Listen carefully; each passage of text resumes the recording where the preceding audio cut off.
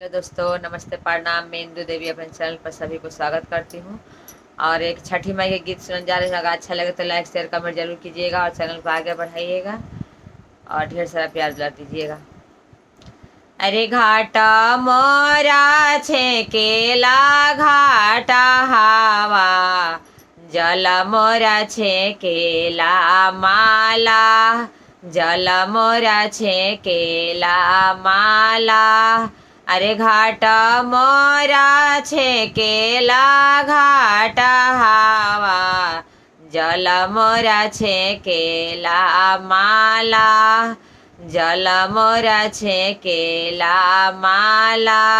अरे गोदा मोरा छेकेले पंकज बाबू, कैसे अर्घ दियास, कैसे अर्घ दियास।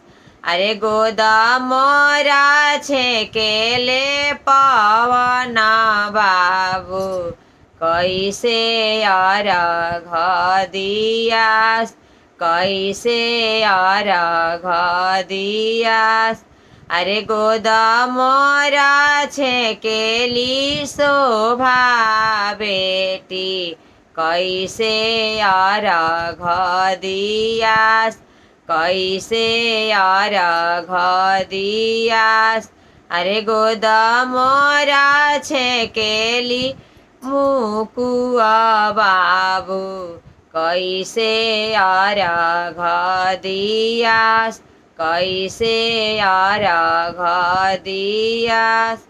अरे काई देई मनाइबो घाटा हवा, काई देई मनाइबो माला, काई देई मनाइबो माला।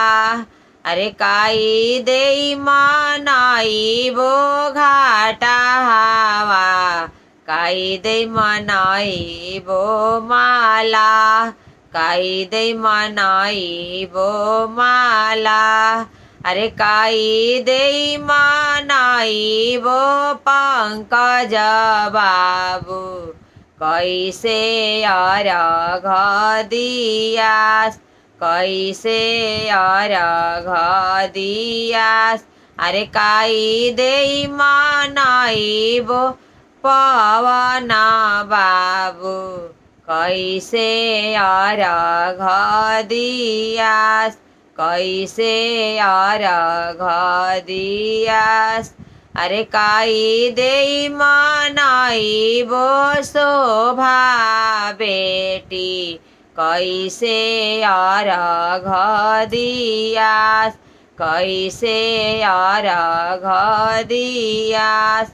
अरे काई देई मनाइबो मुकुआ बाबू, कैसे अर्घ दियास, कैसे अर्घ दियास।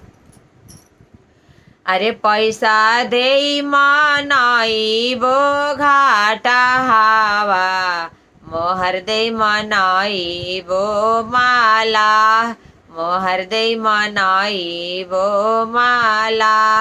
अरे पैसा देई मनाइबो घाटा हवा, मोहर देई मनाइबो माला, मोहर देई मनाइबो माला, मोहर देई मनाइबो माला। अरे सासू देई मनाइबो पंकज बाबू, ओइसे अर्घ दियास, ओइसे अर्घ दियास। जेठानी देई मनाइबो पवन बाबू, ओइसे अर्घ दियास, ओइसे अर्घ दियास।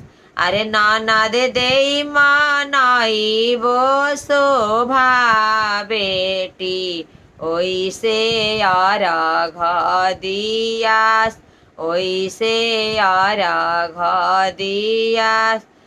अरे ननद अरे सासू देई मनाई बो मुकुआ बाबू ओइसे अर्घ दियास ओइसे अर्घ दियास अरे आमा देई मनाई बो मुकुआ बाबू ओइसे अर्घ दियास ओइसे अर्घ दियास अरे घाट मोरा छेकेला घाट हावा जल मोरा छेकेला माला जल मोरा छेकेला माला जल मोरा छेकेला माला।